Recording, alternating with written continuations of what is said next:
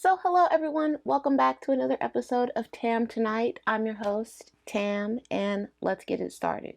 Okay, so we took a week off because it was my birthday, March 2nd. I turned 27. Thank you for all your birthday wishes. Those who posted and whatnot on my social medias, thank you a lot. Don't feel anything. Older, more stressed, I guess. Whatever. All right.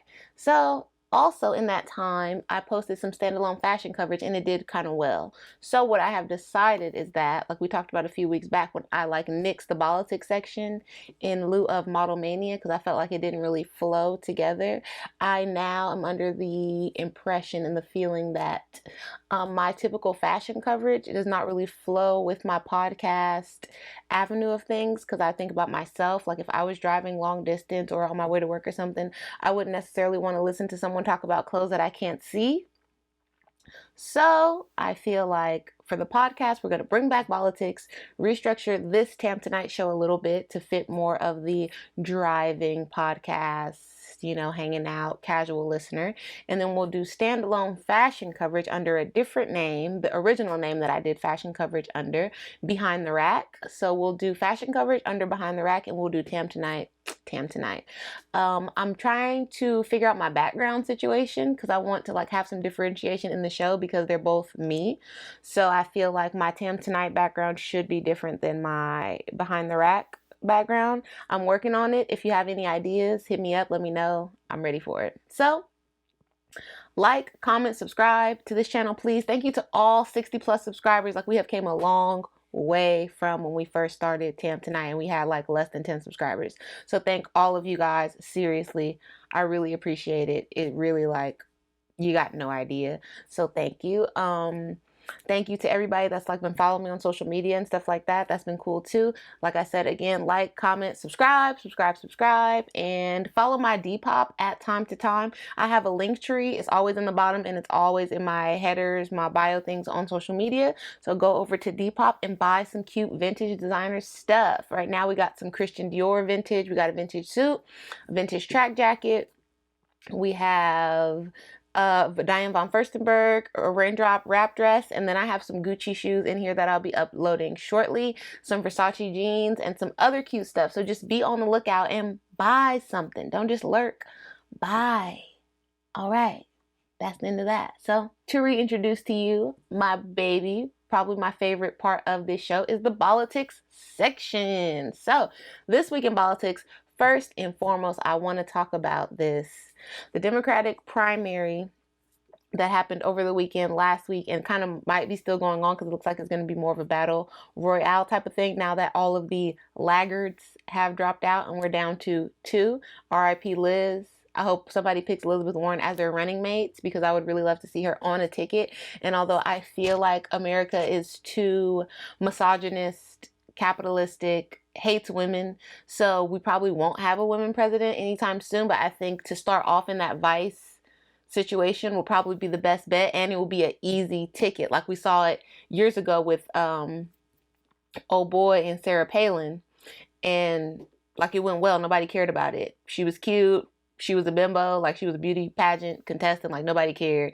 So I think that we're more primed to accept a vice as a woman first, and then we'll gradually move up to that top spot as president. So, like I was saying, clearly if you haven't deduced from what I already said, I am a Bernie Sanders supporter, okay? If Andrew Yang was still in the race with that free $1,000, I'd be a Yang supporter because I like politicians that speak to me. I am not a cult of personality type of person. I don't really care how cool you dress, how your family looks, if you could play basketball, if you could play an instrument. I don't care. What are you going to do for me? Because your job as a public servant is to do stuff for me. So I feel like I pay you with my taxes, you take them involuntarily. So all the fanfare is cool. That's cute. Keep it to yourself. What are you going to do for me? So Andrew Yang said $1,000. That's how I knew America, y'all deserve the government that y'all got because he stood up on every stage he could, every radio platform. This man went on Joe Rogan, $1,000, and you didn't vote for him. So the poverty that you have, you deserve currently. I'm not speaking for myself. I'm speaking for others because there is plenty of people living at and below the poverty line in America, and this man came out, offered you money, you said no. I want to say it's because y'all racist, because you didn't want an Asian person, but I don't know what's in your heart, so I want to accuse you of that, but that's what it looks like to me as an outsider, because I I was ready to be a part of the Yang Gang. Gang Gang, do you feel me? That $1,000 money. I don't understand. So what we are left with is Bernie Sanders. Now, people want to call him a socialist, a democratic socialist. They could call him a communist. I don't care. Bernie Sanders offered me some things. He offered me free college. He offered me health care. And he offered me like some regulation with these wealthy corporations, these wealthy individuals that basically skirt the law, get all the benefits of being an American citizen and pay nothing for it, hide under the guise of tax cuts, they create jobs, all of these things. But really it's just lies, smoke and mirrors, finesse, and smart lawyers. So I want Bernie Sanders in position also because he's been fighting the same fight since he first hopped on the political scene. A lot of politicians are like Johnny-come-latelys. They will get up on the stage and tell us whatever they're feeling right now. Like whatever is popular, whatever's trending on Twitter, whatever their analyst, whatever Cambridge Analytica, the company that they hired, told them to say to us, they'll say it to us. Like, they don't even believe it. You can see it in their eyes. It's glossed over. They don't care. They're just saying things. It's like a Tinder profile. It's full of lies to get you to swipe on them. So the fact that Bernie Sanders came out in 2016 offering stuff is here back again after we disrespected him and let them cheat Hillary and she still lost at the Democratic National Convention. Bernie is back again in 2020 promising us the same thing. And if that alone doesn't let you know or make you feel confident in this individual and their ability, then again, you have the government currently that you deserve. So stay inside. Don't even worry about voting. Keep America great. You feel me? Because that's what you're on. But I personally am wanting just one step in the way of the revolution. And that I believe is coming in the Bernie package.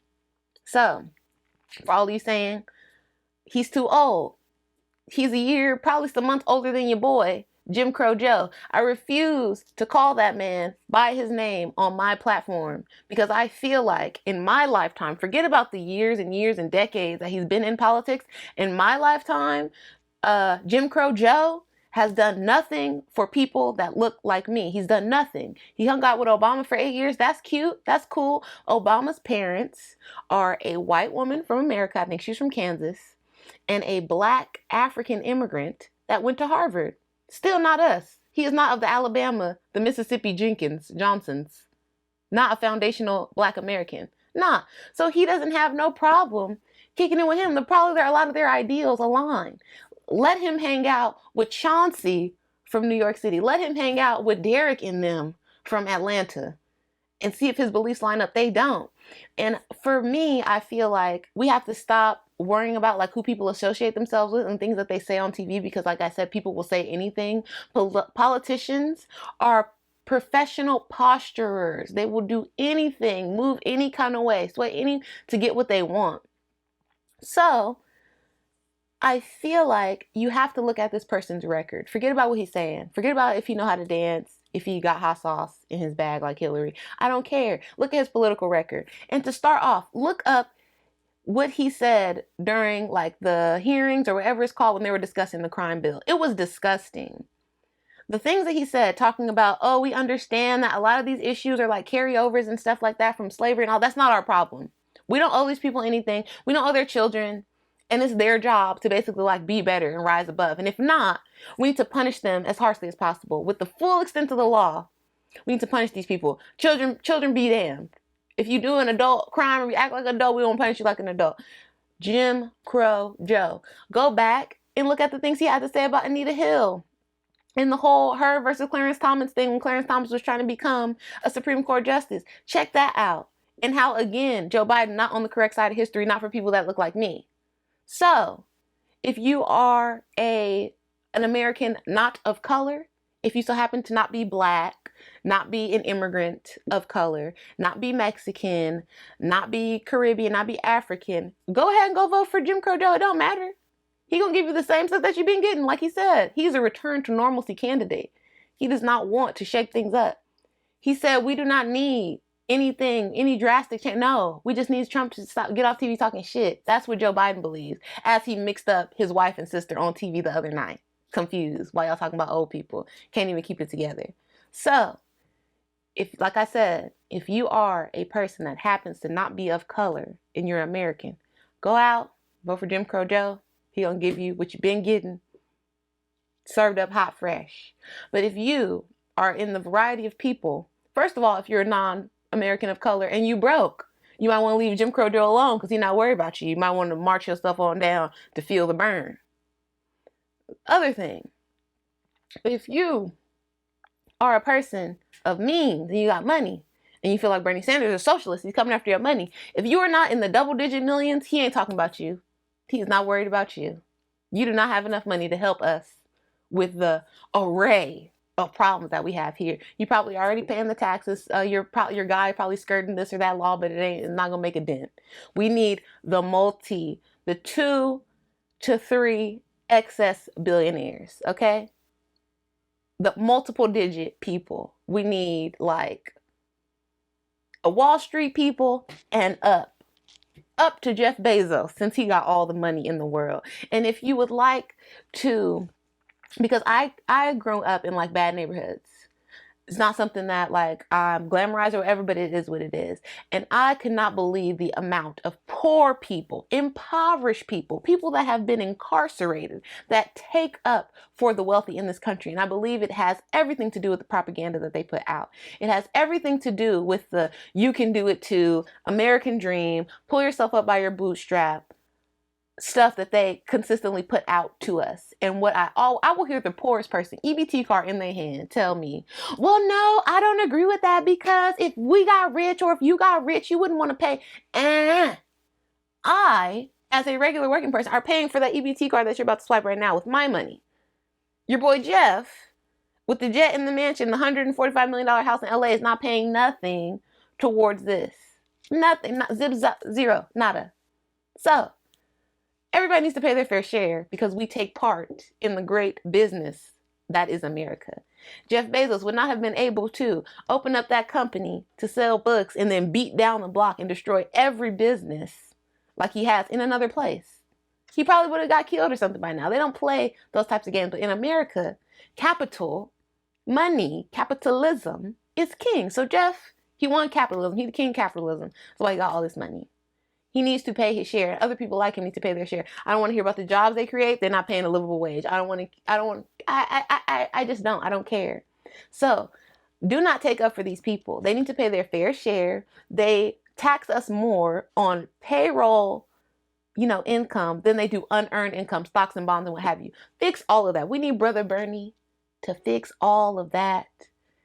Quell it. And I want Elizabeth as his running mate because she smacked down my old boss, CEO of Wells Fargo, in those consumer protection, whatever committee that she was on, in those hearings. I loved it. I watched it every day because she was grilling them. She was asking the questions that need to be asked. She was holding people accountable. And I haven't seen things like that in my lifetime from politicians. Like all of the antitrust laws that are being broken right now with the cable companies and the phone companies and Amazon and Apple and Facebook, that is antitrust violation. Like that's what the Sherman trust laws and all that shit, that's what it was made for. And our government, cash is king, lets these people run ruckshot over the rest of us. And then on top of that, don't even pay. Steal our data, price gouge us, take business opportunities away, and then you don't got to pay your fair share. Exit the building. No. We need Captain Bernie to come in, wrangle all these people up, be the Batman to our Gotham, and get these people in check.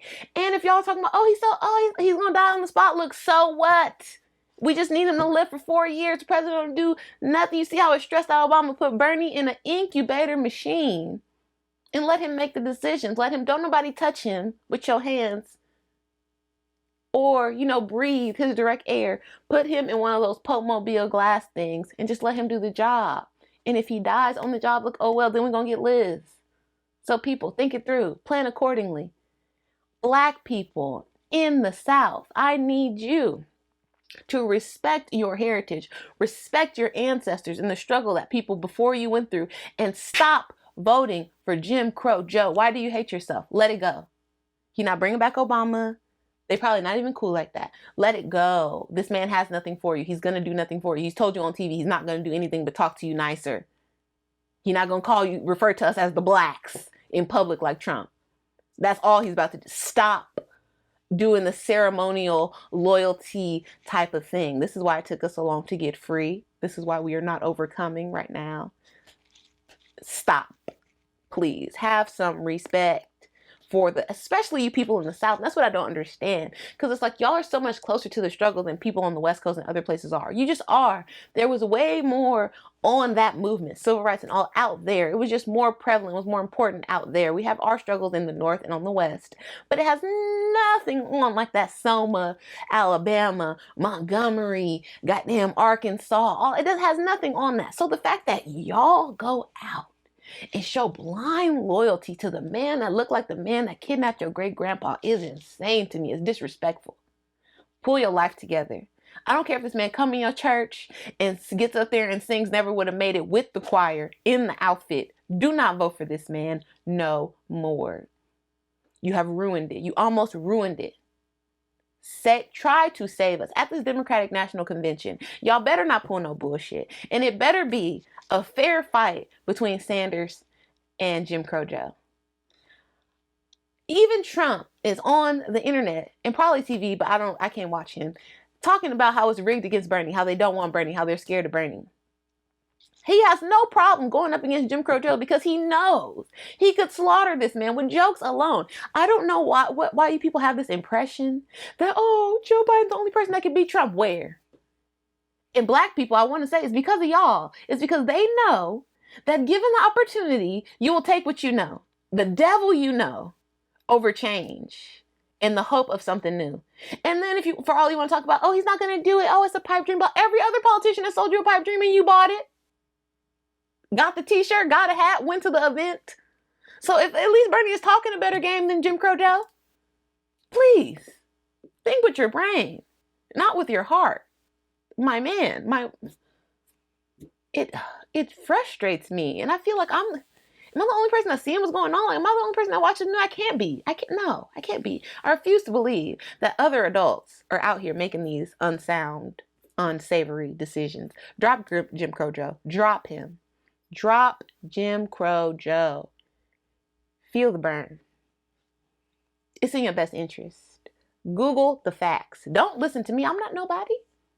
Google for yourself and see what Jim Crow Joe has to say about you. Next topic for Bolitics is COVID-19, coronavirus, the end of the world 2020. I'm so tired of hearing about this, first of all. I'm so tired of the fake hysteria. People going down to the local Costco, the Targets, the Sam's Club, buying everything like it's the Walking Dead, like this is a pandemic. First of all, I cannot be too mean to people because I know a lot of it is due to the sensationalism of the media and how journalists who are supposed to be respectful and present the news in an unbiased way do not do that anymore, because our TV and our news is not necessarily to keep us informed. It is to make money and get ratings. So now, instead of the news of our grandparents, they just want to tell us the facts real quick and get off. Now our news is about selling ads and having a fashion show and telling us what celebrity is in and out of jail. It's like a TV show. And think about it. Do not think about it in the terms of oh, is this or not a health scare? Or is it a health scare? It's definitely a health scare, right? Because it wouldn't be blown up to mass proportion. But think of it this way.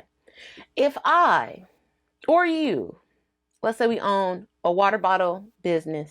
We own Fiji water. We also own a Procter & Gamble bootleg, and we sell soap, hand sanitizer, toilet paper, and trash bags. Why not?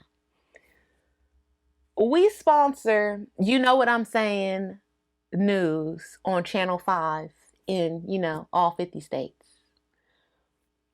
Why wouldn't I want them to hype up whatever is going on with this virus? Who cares? And drive the traffic to me, business owner, because I'm here to sell stuff anyway. Why would I want you to not do that? It only makes sense for you to hype it up more and be like, yeah, the stores are out of everything. So then people like me, your mothers, your fathers, your grandparents go out and try to buy more because the fear of scarcity. And in the land of plenty, everybody's worst nightmare is scarcity. So of course people will run out and buy in bulk and buy everything off the shelves and all of this because you have fed them this mass hysteria. But on an adult note, again, let's bring it back down. Let's think with our brains, not our feelings. Bring it back down to the adult level. If this is a mass outbreak, let's say that it's chickenpox. Forget about the coronavirus, right? Because none of us really really in our heart of hearts know exactly what the coronavirus is. We don't. We know what they're telling us. So let's say that the coronavirus is like chicken pox, and you can get it from touching somebody, being around somebody, whatever. Cool. If I go out and buy all of the chamomile lotion, all of the oatmeal for the baths, all of the gloves, all of the hand sanitizer, how long am I going to be protected from the outbreak around me because I have all the supplies? Do you see how that doesn't match up? Do you see how that doesn't make sense? How it could leave you in danger? So what I want to know and what I want to impart to you people as you are in your full state of news-induced panic, that when you are out shopping, be mindful of the situation and just think about, do I want to be like Will Smith in I Am Legend, living in my house with my dog, just trying to make things last as long as possible, watching reruns of reality TV that I TiVoed because I bought all the soap and all the canned goods and all the goddamn camping supplies. And the people now are outside of my house, zombied out with this coronavirus. I'm the only one healthy.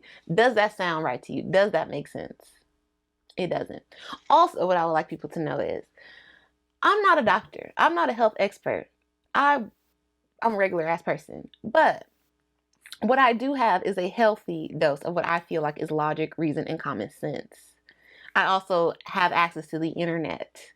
So what I understand and what I realize is viruses are viruses, diseases are diseases. They be like that. Every year, and then I see a lot of conspiracy theorists saying every election cycle we've had a scare, and they went to Ebola, SARS, they got the whole chart. So if you're a conspiracy person, check that out. Me, I try to go on the logic, reason, chain of events type of thing. So people get the flu all the time, influenza. Back in the day, you know, if you've seen Twilight, you've seen Edward, like that's how he even got to be a vampire because influenza almost took him out, 1800s, whatever.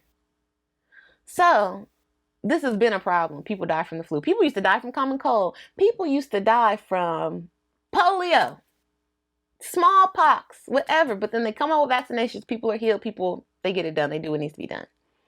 So now we got this coronavirus. Cool, it is what it is. People are still dying from regular old flu. I spoke to a doctor today. He said it's like 2 strains. Now, I could be messing this up. Again, like I said, I'm not a doctor. I'm not even a nurse practitioner. I didn't go to DeVry, ITT Tech, none of that. This is what the man said. He said, it's usually 2 strains. It's A and B.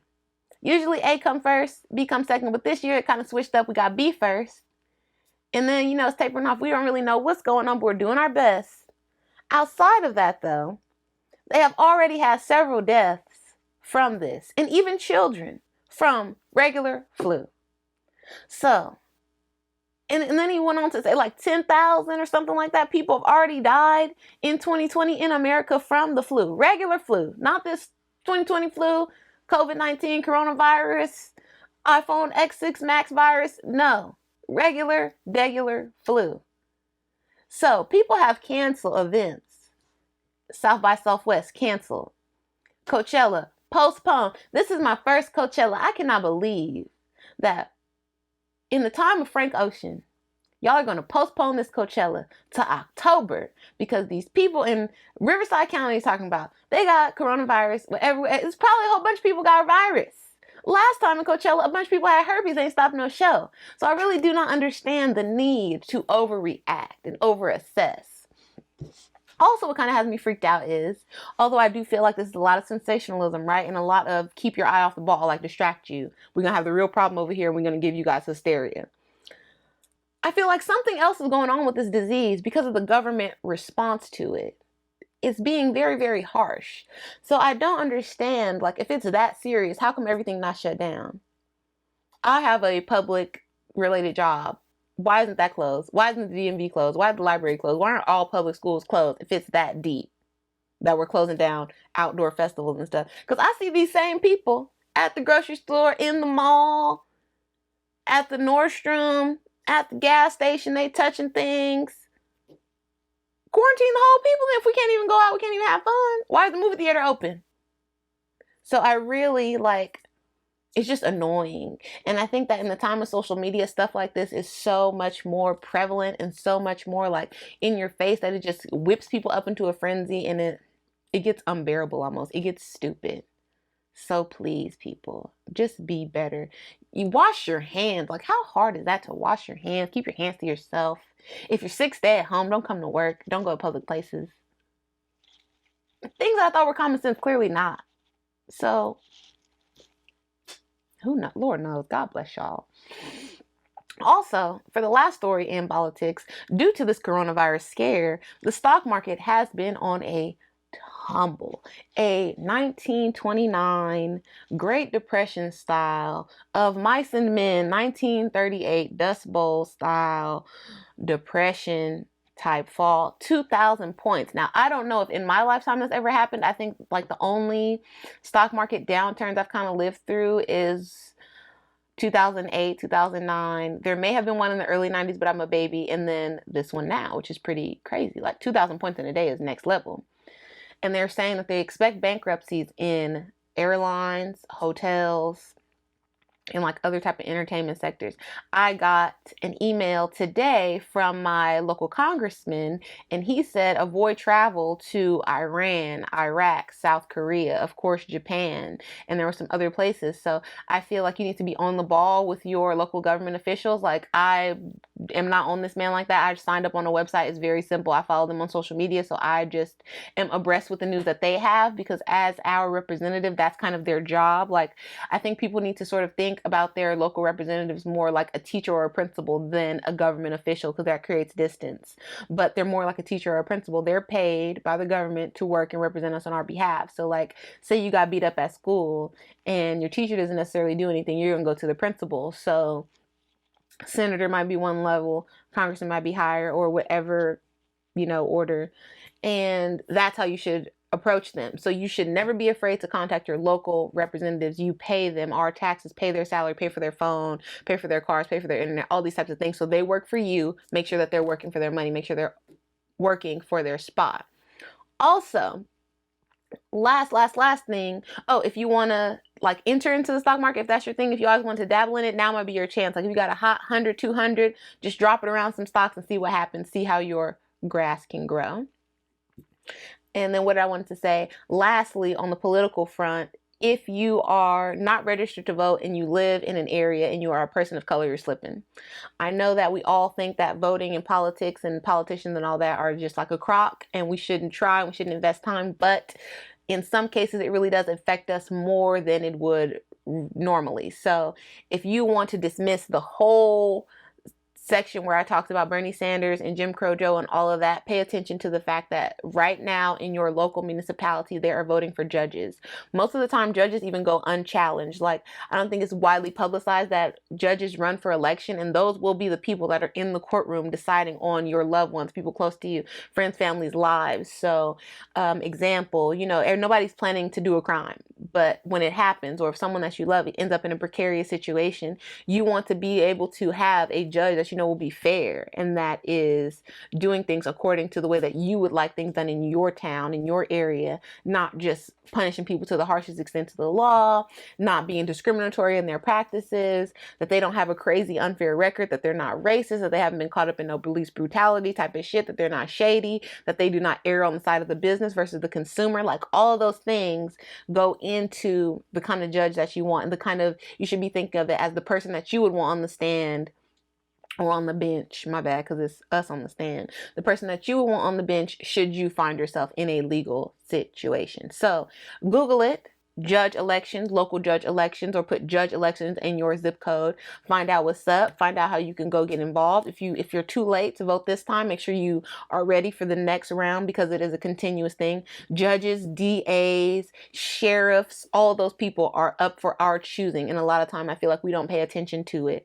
So, as people of color, I can't speak for the other populations because it seems like they're on the ball, but people of color, Black people, Mexican people, Asian people, we need to be more politically astute and more politically aware and involved. We cannot just let the powers that be continue to be the powers that be, because we're helping to fund our oppression, essentially, especially the poor people. Because we pay and we feel like we don't really have a voice and we can't really move about, or maybe we don't have the clothes or the connections to be in the, no.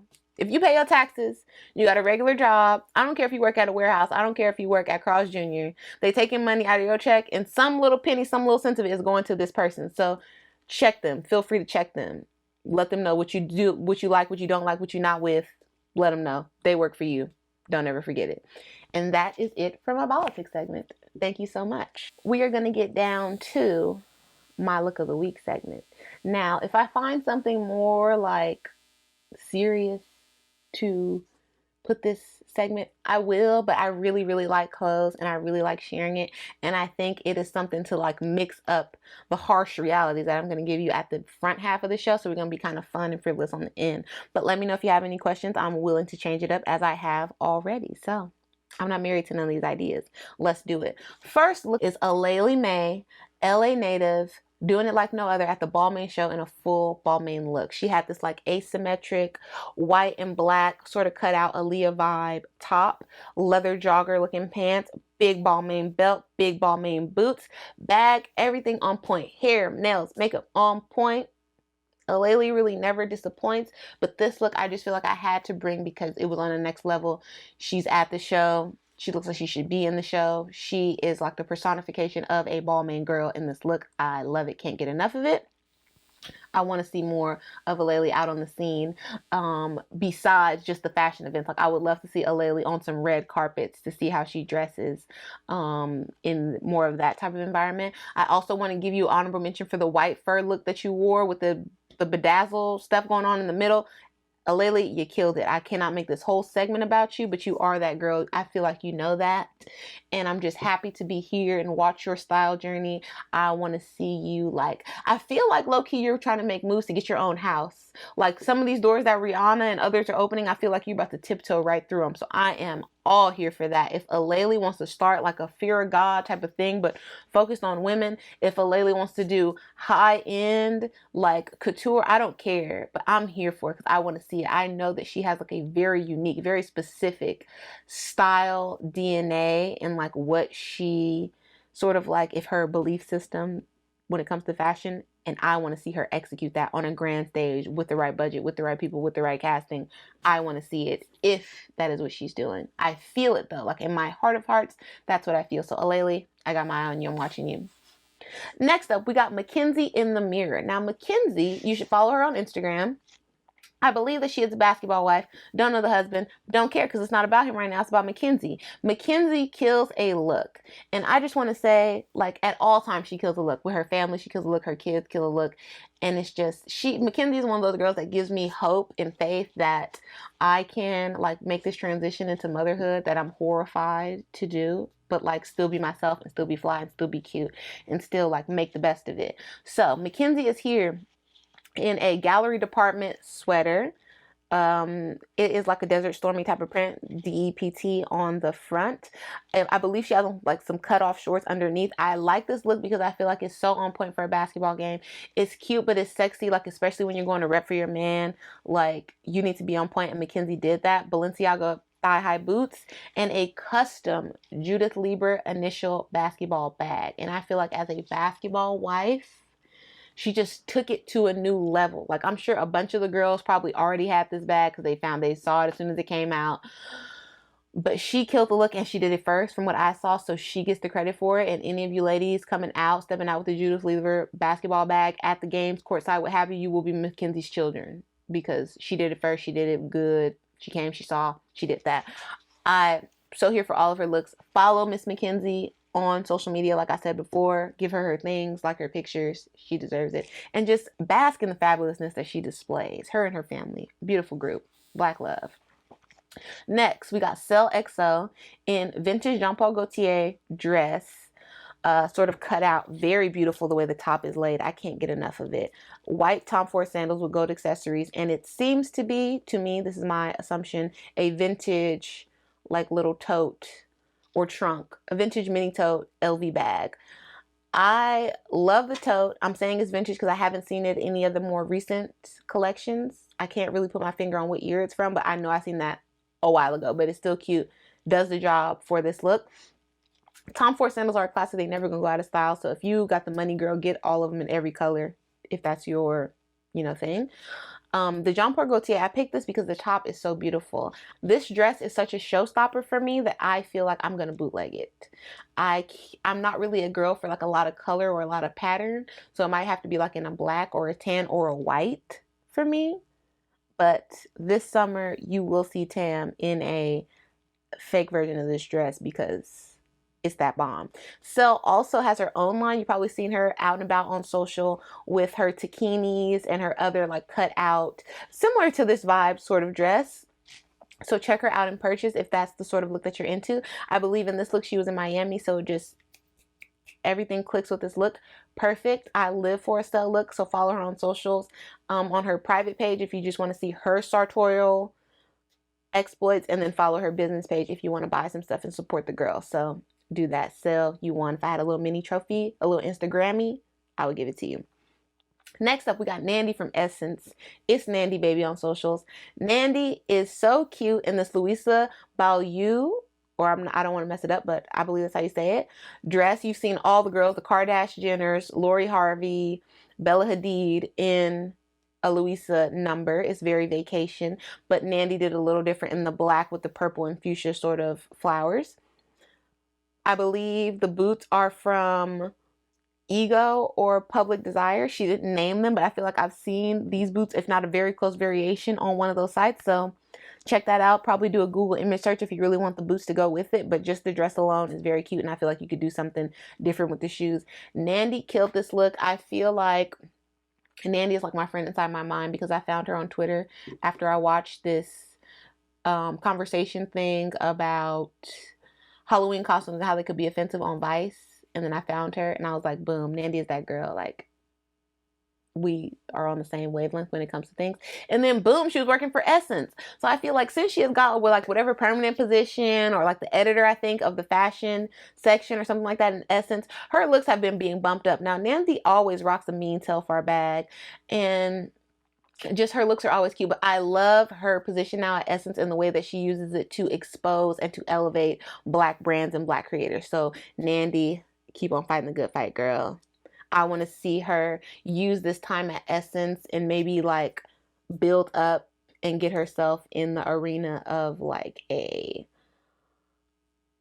Shanoa Turini with all of that access to, like, I want to see Nandi be the it girl for the Black fashion magazine. Like, I want to see Nandi out at front rows, at fashion shows, at presentations. I want the girls to be sending her clothes. I want Nandi to be the it magazine girl for our time, for our age group. Because I think that she has the body, she has the look, and she has the smarts. Give Nandi her things. I would love to see it. Next, we got a 2-for-1, and I'm only giving this 2-for-1 because the picture was posted as a group, and they are a group, and it is the City Girls. We got Young Miami and JT styling and profiling in a full, well, both in full Von Dutch looks. I feel like Von Dutch is trying to be on the comeback, like they're having a mean PR run right now, because I've seen their newer collection type of stuff on everybody, Meg Thee Stallion, Saweetie, the City Girls. So I don't know if this is just like a capsule sort of thing, or if he wants to come back in full force and like have the store on Fairfax or Melrose and all that stuff again and just reclaim his spot. But if so, this is the perfect time with the 2000s, early 2000s nostalgia coming back into play. So if you want to come collect your bags, Von Dutch, come collect your bags. This look was it. Young Miami, love the cute hair. Takes me back to middle school, but like grown, because I couldn't really wear like a hoochie short skirt and a crop top in middle school, but you get what I'm talking about, like the hair, the part, all of that, the cute clear glasses, bomb. And this was like a jersey dress that was chopped into 2 pieces. So that's what I mean. Like, it's like an elevated look that would have been in the past. And Young Miami looked beautiful. And JT shut it down. The hair on point. Love the bangs. I might invest in some of those myself. The makeup on point, like gave me 90s Foxy Brown. Like, she looked bomb. The cutouts, the top, the exposed thong is like, baby, I'm here. Miami is the mother. Miami is wifey. I came out here to break hearts and get bags. Do you understand what I'm talking about? JT is that girl in this look here. She killed that. I'm so happy that you're back at home. You are out of the criminal justice system. You are out of the halfway house. You'll be sleeping in your own bed, available to touch and feel all your clothes and put together your look. So I hope to see more of this from you. I want you girls to keep on working with the top tier stylists. Like I saw y'all work with Luxury Law for the Billboard magazine. I want more of that. I want to see some some people with some good connections to get y'all in designers. I want high-end city girls, because I feel like if y'all do that and sort of steer, never leave alone, because we're black, and let's be honest, like we're logo type people, we're brand type of people, we're just fly like that. But I want to see y'all in more high-end designer, because I feel like you guys could really carve out that spot as a duo, which I feel like is rare and almost hasn't been done yet, that like a Little Kim has when it comes to hip hop and fashion. Like you girls together could be a powerful style duo, style icon status, if you keep on this track and be consistent with your looks, with your performance looks, if y'all just stay on point. And I feel like JT was locked up and she had a lot of time to think about this. So I hope that just beyond the rap that y'all are talking about your image and y'all are taking that real serious, because I feel like you have everything, all the tools that you need. You got the name, you girls have the body, y'all have the looks to exploit this to the full extent. Like, I want to see y'all with some Pretty Little Thing collaborations. I want to see y'all Forever 21 H&M with your City Girls merch. You can do it. So just keep up these looks. Keep making the girls want to be like you, want to dress like you. No more to say. You came, you saw, you killed it. Thank you. And that is it for my Look of the Week segment this week. Now, we're going to head on over to 106 in Parking Lot with your host, Tam. This week, 2 albums. Well, really it was last week on Friday, but things occurred. We're here today. This week, Sugar by Megan Thee Stallion launched. Sugar has 9 songs, and I'm going to take you through them very quickly. 1, Ain't Equal. Very fire song. That song is like a vibe. It's a bop. It's a jam. It will be in the rotation for me in the vault on a regular basis.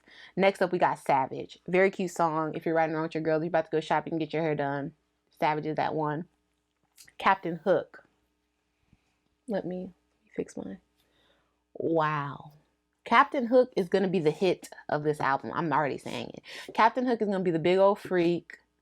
Because the song is so good. So I want to see you out working that. I know that Bitch, also included on the album, we talked about that on a previous episode of 106 in Parking Lot, is being pushed right now as a single, and the video was very cute, very well done. Meg, you killed it with the style. I love it. I love you and the stylist that you're working with, EJ King. Bomb. However, Captain Hook is going to be that one. So I hope that you're lining up visuals and all of that, and you're getting it together for Captain Hook, because I'm ready. My soul is ready. My body is ready. Next up, we got Hit My Phone featuring Kalani. This song is okay to me, and this is just my opinion. I ain't nobody. It's a little bit too close and too reminiscent of the Ring collaboration that she did with Cardi B. I get kind of maybe why this was done, but I just felt like Meg and Kalani together could have been a different vibe, a totally different vibe. Like, I would have wanted to see more of what Kalani gave to Tiana Taylor on the Morning feature than what I got on this one. So I'm not mad. I love both girls. I like the song, but I just feel like together they could have done a different vibe, and I wanted a more bad girl vibe from Kalani than what I got on this song. So there's that. Next up, Bitch. We already talked about that. Rich. Rich is going to be my anthem. Like, you know how people put those post up 5 songs to get to know me? Put Rich on there. Put in whatever number you want. This also will be played in the vault weekly, perhaps daily, depending on my mood. Next song, Stop Playing With Me featuring Gunna. It's Singing Stally. I don't know if I'm here for Singing Stally just yet. I don't mind it, but I'll let y'all be the judge of it. I love the verses though, and like the writing of the song. Stop Playing With Me. Bars all through it. Next, we got Crying in the Car. Another appearance by Singing Stally. Still, the jury is out, but I will say the words on this song, the bars on this song hit so hard. All of them nights that I cried in the car, all them teardrops turned to ice on my arm. Tell me that's not a prayer. Tell me that's not a psalm. That's not a proverb. Because, you know, as women, we go through a lot of things. Sometimes we can be very emotional, and it's like everybody doesn't really understand that, even maybe the people closest to you. So you do sometimes have to isolate yourself, be in your feelings, get down to your dark place, help you boss up. But in that process, it's like, that's kind of what this song is about. And that's sort of what Meg touched on, is like, all the times I was going through my process, when I was sad, when I was down, I felt like I was out and I was crying, because like that's how I broke down. I was literally crying. All the tears that dropped off on me is iced out now. So none of that don't even worry. Don't even matter. Just kick it out. And I feel like, just like I said, as women, sometimes we can be emotional and we take whatever we're going through right now, and that's like everything. It's the biggest thing. But like Meg said, came hard in the first opening of the album. Look, her grandma and her mom died in the same month. So think about that in context of the stuff that you're going through. And if it's not that big, if it's not that grand, look, throw it out. Because all them tears are going to turn into ice one day if you work hard, if you be on your grind. So just do the work. Don't be sad. Don't waste time being sad. Do the work. Cry in the car. Bomb. Last song, What I Need. Like, Rich is my anthem. I feel like What I Need is the Crazy Girl anthem. And I'm only saying that because the chorus is like, I'll cut you off, then get mad when you leave. And girl, I will block you. I don't know how men put up with that. I would never tolerate that from a person. You be rude to me, you get left. You talk crazy to me, you get left. You talk out of turn, you do something, I'm like, bye. And I'm not playing no games with nobody. And I don't like to go back and forth. So if you get mad at me, I'm out. If you got a problem with me, bye. We're not going to do this back and forth. Oh, I was fake mad. Oh, I just wanted attention from you. Girl, die. But that's me. I don't know how you men are dealing with it.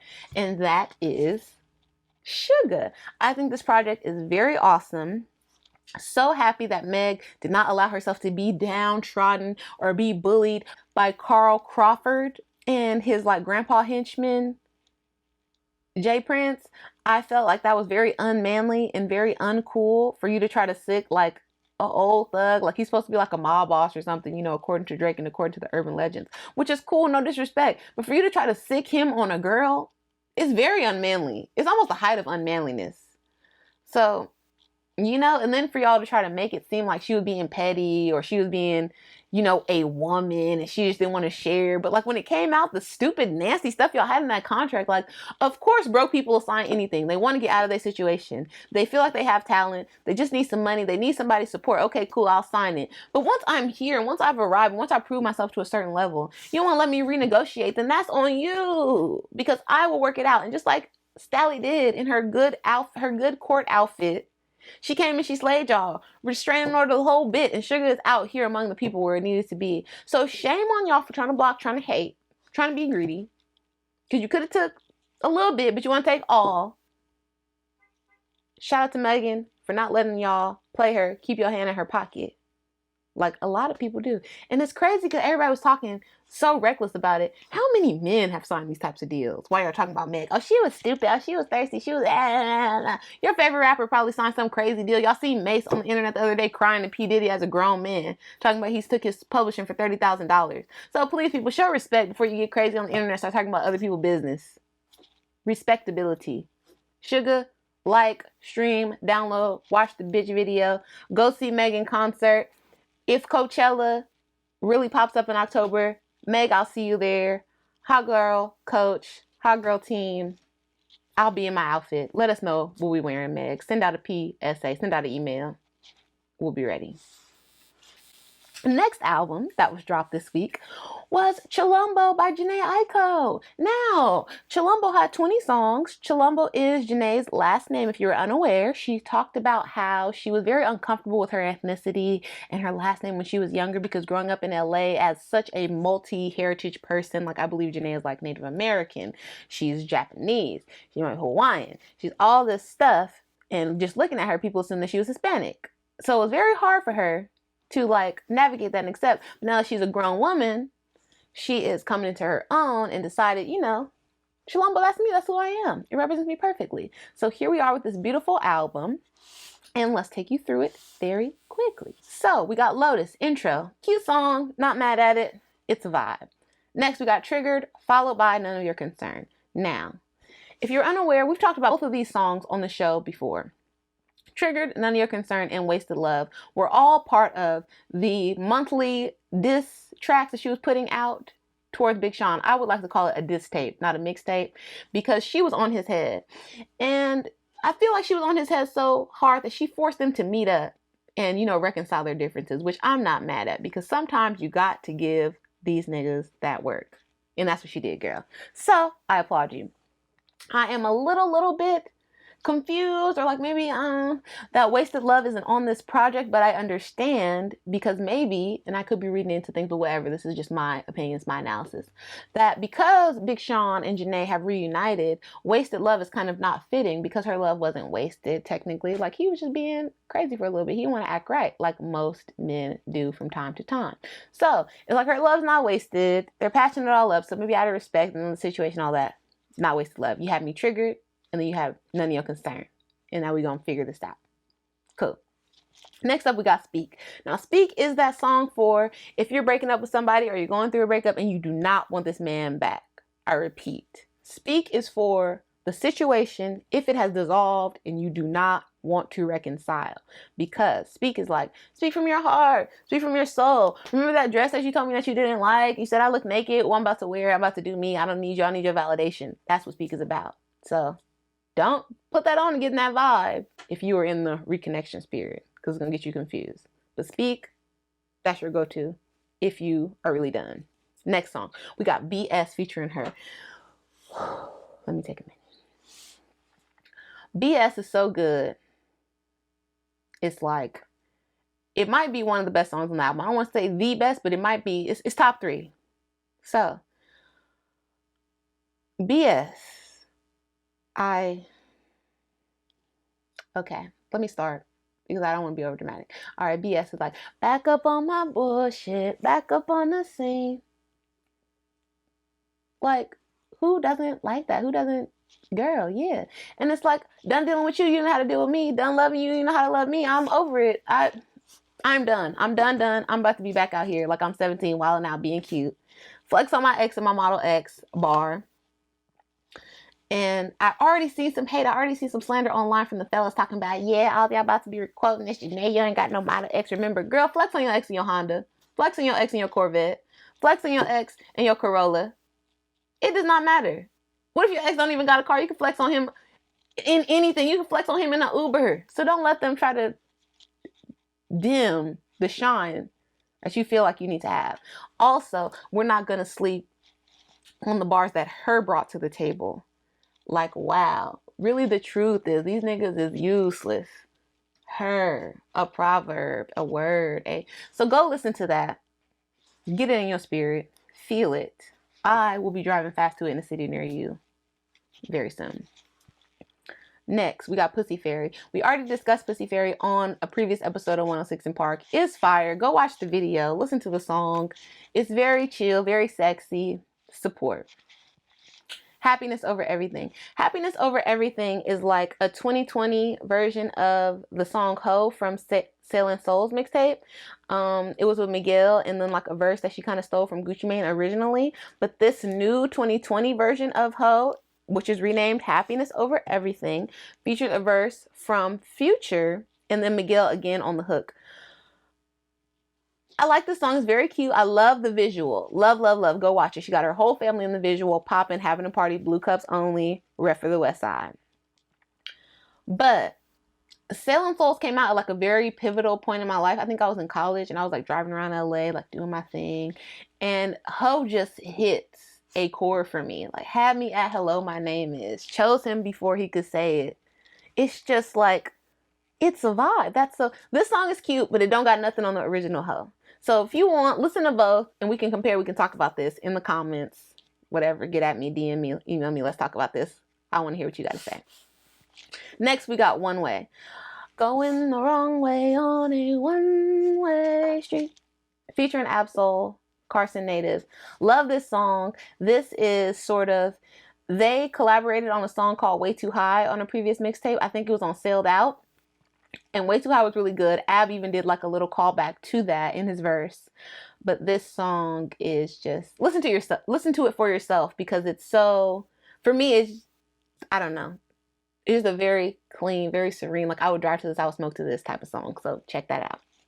Define Me. Define Me is very cute. Again, this is for like if you done and I'm not allowing you to define me. You can't tell me who I am because I'm trying to figure it out. So you definitely don't know. Define Me. Surrender, featuring Dr. Chill. I'm a boss bitch, how you don't fuck with me.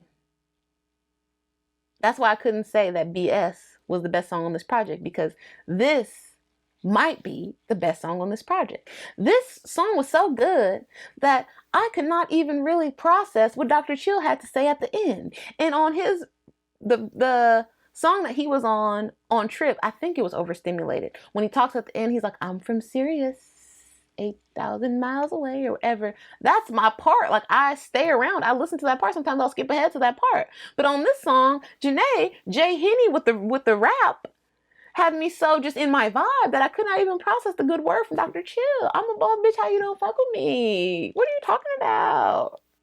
And then, like, gave a little shot. That's why I'm calling her Jhene, because I feel like Jhene is the rap Jhene.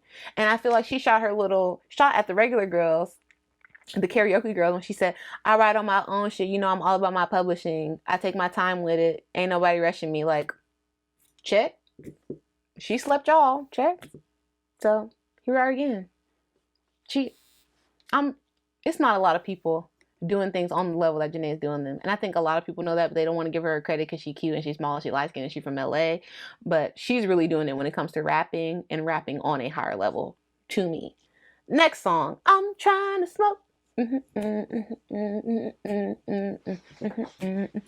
So good. Such a LA song. The intro, perfect. The outro, perfect. I feel like any person that smokes has been in that situation where you in the shop and they talk about Cambodian crispy, this, Crip Kush, this, all of this stuff. Like, bro, I did not come here for that. Like, just let me get what I want to get. Let me get out of here. How much money you got in your pocket? Like, bruh, mind your business. Beautiful song. Love it. I'm going to send it to my dad. He's going to love it too. Next song, Born Tired, Story of My Life. On the 5 songs to get to know me again, it's on there, but it also has a positive message. Look at how far you came, girl. You can't stop now. You didn't come all this way, just come all this way. Finish your goal, achieve. Don't give up. Born Tired. Bop. Love. Very, very sweet song. So sorry that Nami did not want to be on the song with you because she's in middle school now. She too poppin', but I promise you, she will be back in high school when she like wants to borrow clothes, money, wants to use makeup. She'll be back. So just take this little shun lightly, Jhene. I know it's Nimi Love, and it would have been very cute for her to be on this, but she dissed you. It is what it is. She'll be back. Don't sleep. Next, 10K Hours featuring Nas. This song is so good and it's so powerful, and I think it's very like of the moment because it talks about how when you love a person, when you care about a person a lot, sometimes you kind of take for granted the time that you have. And like, especially with young people, I think we do it the most because we think we got all this time, like we're still young. No, things are finite. Nothing is promised to you. And you could be having the best life and it could be over like that. So you need to like put time into the things that are important, which is mainly the people in your life, because things you can't take with you when you die. All you will have is the memories and like the mourners, and your iPhone and your ear pods and all that shit is not going to cry for you when you die. So really try to cultivate the relationships and the people around you and really spend the time where it's important. 10,000 hours. Look, what if that was all you had left? I think the song is so good and so powerful that it will be like a classic years from now, and it will be a classic in both discographies, both Jhene and Nas. So I'm very happy that this came together. And like, lastly, a Nas feature. Like, what female R&B girl, sans Amy Winehouse, you know, posthumously, can say they have a Nas feature? Like, not many. So Jhene really killed it with this one. Just, like I said, nobody's touching her. Nobody's fucking with her. I'm sorry. I didn't give her a Nas feature. Be mad. Summer 2020. Sad song, but still sweet. R.I.P. Miyagi. That's her brother. I feel like this song is kind of about him, but don't want to read into it. But listen to that if you'd like to. Morning Doves. Also sad, but very, very beautiful. Kind of a perfect transition from the summer 2020. Pray for You. Pray for You.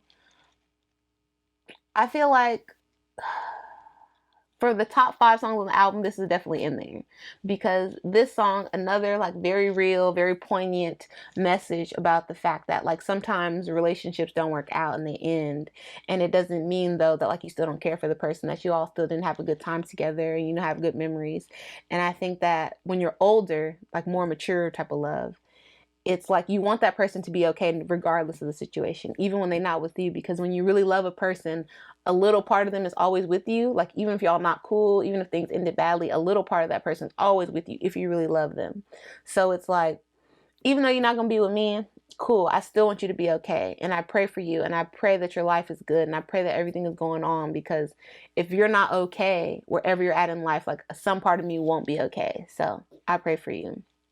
Listen to that song, feel the vibes, let it go through your soul and your body. Next, Lightning and Thunder featuring John Legend. This is perfect. This is like, in 10, 20 years from now, you know how people make the joke, oh, the songs your mama play when it's time to clean up? Like, this is probably what you'll hear. This song, I like the old school vibe. I think having John Legend on this specific song was so perfect, such a good choice, and it's beautifully done, beautifully executed. I also feel like this will be a song that can be performed very well and give Jhene more of that. Because she has a certain type of voice that I don't think people would ever categorize her as a powerhouse vocalist. But with this song, she can kind of show off the chops a little bit. So I like this. I'm looking forward to her maybe performing this on TV or in concert with John, for sure. Next song, Magic Hour. Now, I have like a little fake FBI investigation for this song. So like I discussed earlier with the diss tape, it was a dark time in the Jhene and Sean union, and they was broken up. And I feel like maybe it was after she dropped Triggered, and after Nipsey Hussle died and all that stuff, and she had made the comment on his page like, I love you, I'm always gonna talk my shit, but you know, like, so that was her like shooting her shot. Clearly he bit. And they met up at the beach, and they were like by this lifeguard thing, and they took a picture, and she posted it, and she was like, today was a good day. That brings me to Magic Hour. And I feel like this song is about that reconnection, the